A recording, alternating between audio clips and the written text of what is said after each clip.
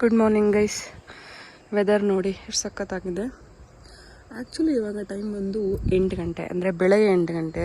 ಬಿಸಿಲು ತುಂಬ ಇರಬೇಕಿತ್ತು, ಬಟ್ ಸ್ವಲ್ಪ ಮೋಡ ಕವಿದ ಅಲ್ಲ, ಸ್ವಲ್ಪ ಅಲ್ಲ ಜಾಸ್ತಿನೇ ಮೋಡ ಕವಿದ ವಾತಾವರಣ ಇದೆ. ಸೊ ಗೊತ್ತಿಲ್ಲ, ಮೇ ಬಿ ಮಳೆ ಬರುತ್ತೋ ಏನೋ ಅಂಥೇಳಿ. ನಾನು ಬೇರೆ ಇವತ್ತು ಊರಿಂದ ಬಂದಿದ್ದೀನಿ. ಸಿಕ್ಕಾಪಟ್ಟೆ ಬಟ್ಟೆ ಇದೆ, ಅದು ಕೈಯಲ್ಲಿ ತೊಳೆಯೋದೆ ಎಲ್ಲನೂ.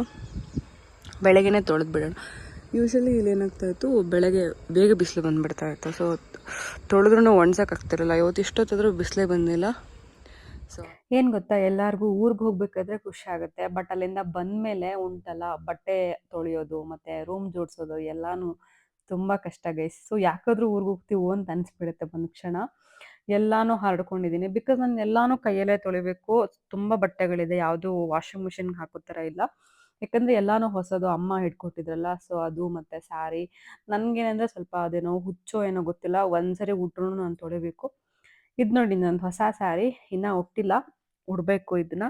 ಸೊ ಯಾವಾಗ ಉಡೋದೋ ಗೊತ್ತಿಲ್ಲ. ಇದಕ್ಕಿನ್ನ ಬ್ಲೌಸ್ ಹೊಲಿಸಿಲ್ಲ, ಹೊಲ್ಸೋಕ್ಕೆ ಕೊಟ್ಟಿದ್ದೀನಿ, ಅವ್ರಿನ್ನೂ ಕೊಟ್ಟಿಲ್ಲ. ಏನಂದರೆ ಇದು ತುಂಬ ಇವಾಗ ಬರ್ತಿರೋ ಸೆಮಿ ಕ್ರೇಪಲ್ಲಿ ಮೈಸೂರು ಸಿಲ್ಕ್. ನನಗೆ ಈ ಕಲರ್ ಇಷ್ಟ ಆಗಿತ್ತು, ಸೊ ಹಾಗಾಗಿ ತೊಗೊಂಡೆ. ಏನಂತೀರ, ಬ್ರೌನ್ ಕಲರ, ವೈನ್ ಕಲರ್ ಗೊತ್ತಿಲ್ಲ, ಒಟ್ಟಿನಲ್ಲಿ ಯಾವುದೋ ಒಂದು ಕಲರ್ ಇದು ಚೆನ್ನಾಗಿದೆ. ಆದರೆ ಸ್ಯಾರಿ ಆಮೇಲೆ ಏನಂದರೆ ನಾನು ದೀಪಾವಳಿ ಹಬ್ಬಕ್ಕೆ ಇದೆಲ್ಲ ಹಾಕಿಟ್ಟು ಹೋಗಿದ್ದೆ ಅಲ್ವಾ. ಸೊ ಬಂದಿದ ತಕ್ಷಣ ಎಲ್ಲ ತಂದೆ, ಬಿಕಾಸ್ ನೆಕ್ಸ್ಟ್ ಇಯರ್ ಮತ್ತೆ ಹಾಕ್ಬೋದು ಇದೆಲ್ಲನೂ ಅಂತ. ಸೊ ಅದನ್ನು ನೀಟಾಗಿ ಎತ್ತಿಡೋಣ ಅಂತ. ಇದೇನಂದರೆ ತುಂಬ ಜಾಸ್ತಿ ಇದ್ದಿದ್ರೆ ಇನ್ನೂ ಸಖತ್ತಾಗಿ ಕಾಣಿಸಿರೋದು. ಅದು ಇದ್ದಿದ್ದೇ ಸ್ವಲ್ಪ, ಮೇ ಬಿ ನನಗೇನೋ ಗಿಫ್ಟ್ ಬಂದಿದ್ದೋ ಏನೋ ನಂಗೆ ನೆನಪಿಲ್ಲ. ಸೊ ಇದ್ದಿದ್ದೇ ಸ್ವಲ್ಪ, ಅದು ಅಷ್ಟು ಹಾಕಿದ್ದೆ, ಅದೇ ಎತ್ತಿಡೋಣ ಅಂತ ಬಂದೆ. ಬಿಕಾಸ್ ಅದು ಮತ್ತೆ ನೆಕ್ಸ್ಟ್ ಇಯರಿಗೆ ಬರಬೇಕಲ್ವ. ಸೊ ಹಾಗಾಗಿ ಒಂದು ಕವರ್ ಒಳಗೆ ಹಾಕಿಟ್ಟೆ. ನನಗೇನಂದರೆ ಇವಾಗ ಕ್ಲೀನ್ ಮಾಡೋದೇ ದೊಡ್ಡ ಕೆಲಸ ಆಗಿಬಿಟ್ಟಿದೆ. ಬಿಕಾಸ್ ನಾನು ಬಂದಿದ್ದು ವೀಕ್ ಡೇ ಆಗಿರೋದ್ರಿಂದ, ಅಂದರೆ ಮಂಡೇ ಆಗಿರೋದ್ರಿಂದ ಮಂಡೇ ಆಫೀಸ್ ಕೆಲಸನೂ ಇದೆ, ಜೊತೆಗೆ ಅದು ಕ್ಲೀನು ಮಾಡಬೇಕು.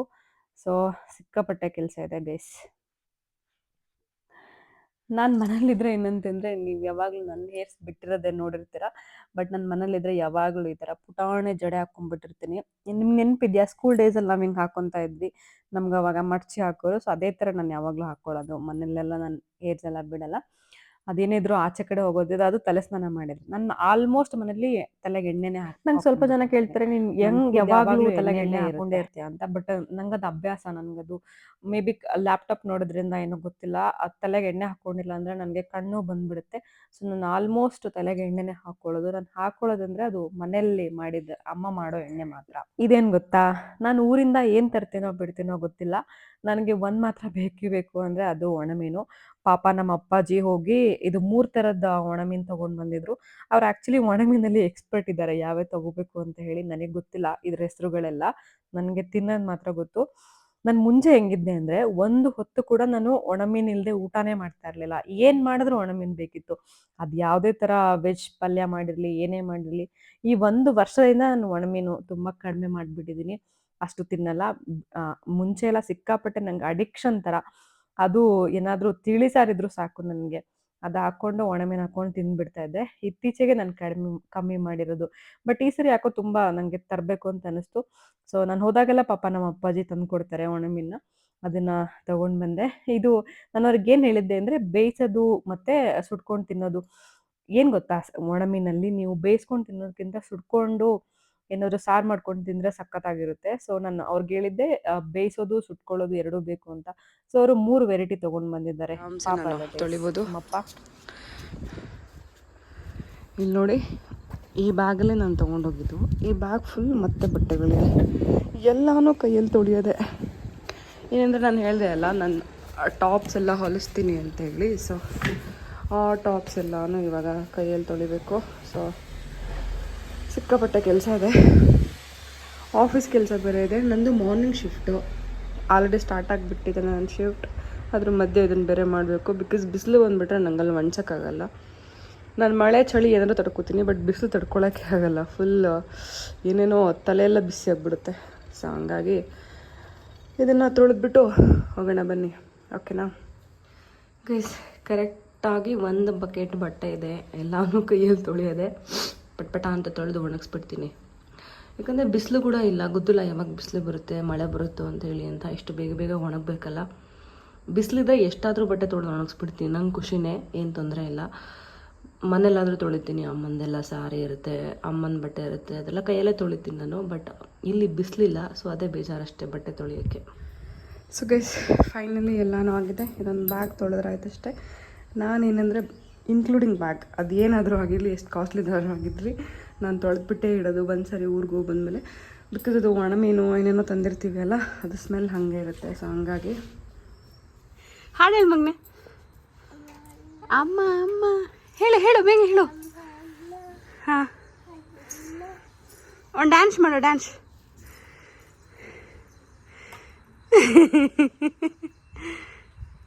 ಬಿಸಿಲು ಬಿಸಿಲು ಕಳ, ಬಿಸಿಲು ಕಣ, ಬಿಸಿಲು.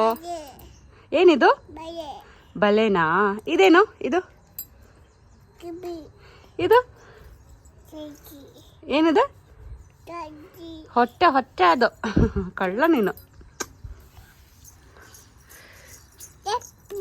ಚಪ್ಪಲಿ ಚಪ್ಪಿ ಎಲ್ಲ ಬರುತ್ತಲ್ಲ ಮಗನೇ ನಿಂಗೆ. ಇದೇನು ಇದು? ಏನಿದ? ಬಚ್ಚೆ. ಯಾರು ಬಂದರು? ಸೊ ಗೈಸ್, ಇಷ್ಟು ಬಟ್ಟೆ ತೊಳೆದಿದ್ದೀನಿ, ಇನ್ನೂ ತೊಳೆಯೋಕ್ಕಿದೆ. ಇಷ್ಟಕ್ಕೆ ಸುಸ್ತಾಯ್ತು ನನಗೆ. ನಿಂಗೂ ಸುಸ್ತಾಯ್ತಾ? ನಿಂಗೂ ಸುಸ್ತಾಯ್ತಾ ಕಳ್ಳ? ಹಾಂ ಆ್ಯಕ್ಚುಲಿ ಎಲ್ಲನೂ ತೊಳೆದಿದ್ದೆ, ಬಟ್ ಒಂದ್ಸರಿ ಬಂದಮೇಲೆ ತೊಳಿಲೇಬೇಕು ಅಂತ ಹೇಳಿ ಮತ್ತೆ ತೊಳೆದಿದ್ದೆ. ನೀರು ನೀರು ಈ ಕಡೆ ಬರ ಮಗನೆ. ಸೊ ಜಾಕೆಟ್ ಕೂಡ ತೊಳೆದಿದ್ದೀನಿ. ನಾನು ಎಲ್ಲನೂ ತೊಳೆದು ಚಿತ್ರಾನ್ನ ಮಾಡಿಬಿಡ್ತೀನಿ. ನೋಡಿ ಇವಾಗ ಹಂಗೆ ಮಾಡ್ತಾಯಿದ್ರೆ ಏನು ಮಾಡ್ತೀನಿ ಅಂತ. ಕಳ್ಳ, ನಾ ಹೊರಟೆ ಬಾಯ್ ಬಾಯ್. ಹಾಯ್ ಮಾಡು. ಹಾಯ್. ಓಕೆನಾ? ಓಕೆ ಅನ್ನು ಇಲ್ಲಿ ನೋಡಣ್ಣ. ಆಯ್ತು ಅನ್ನು ಮಗನೆ, ಇಲ್ಲಿ ನೋಡ. ಆಯ್ತು ಅನ್ನು. ಸುಂದ್ರಿ ನೀನು ಹೊಯ್ಟ್ ಆಗ್ಬಿಟ್ಟಿಯಲ್ಲ ಮಗನೆ. ಬಾಯ್ಲೆ ಬಾಯ್ಲೆ ಬಾಯ್ಲೆ ಬಾಯ್ಲೆ. ಎಲ್ಲೋಗ್ತಿದ್ಯಾ? ಇಲ್ಲಿ ಬಂದ್ರು.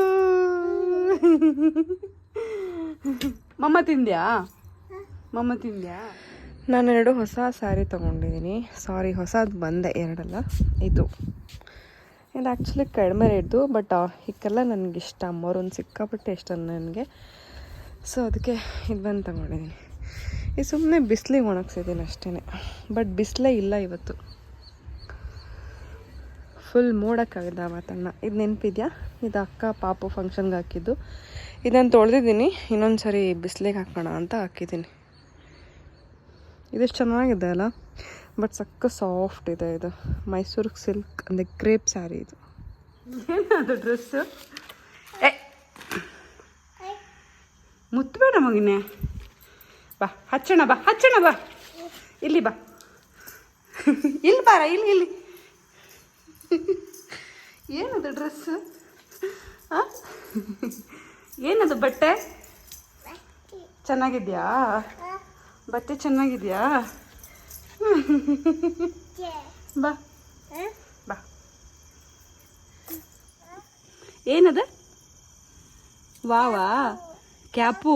ಕ್ಯಾಪ್ ಅಲ್ಲ ಅದು, ದೀಪ. ದೀಪ ಹೇಳು ನೀನು. ಹಾಂ ಕರೆಕ್ಟ್. ಹಚ್ಚೋಣ. ಒಂದು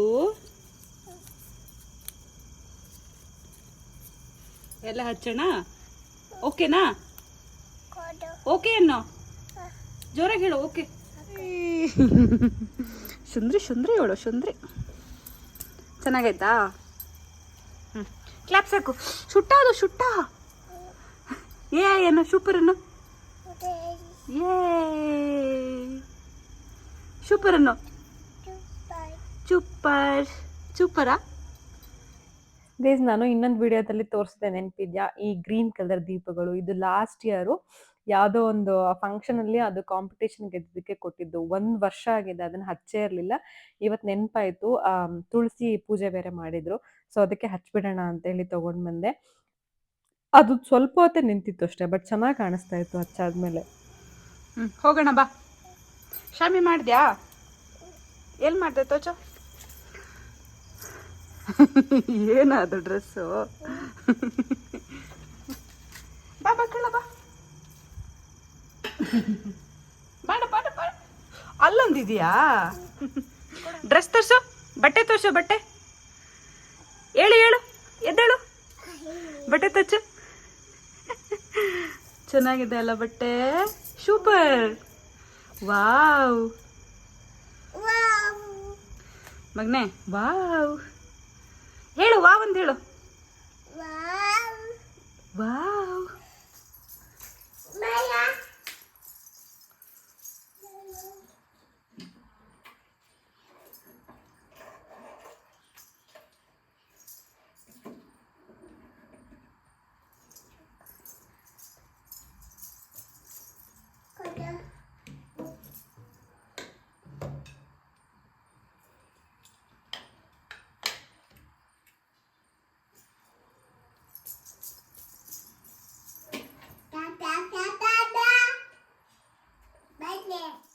ಸೊ ಗೈಸ್, ಇವತ್ತಿನ ವ್ಲಾಗ್ ಇಷ್ಟ. ಏನಂತ ಅಂದರೆ, ಬೆಂಗಳೂರಿಗೆ ಬಂದಿದ್ದೆ ಬೆಳಗಿನ ಜಾವ 2 ಗಂಟೆ ಆಗಿತ್ತು.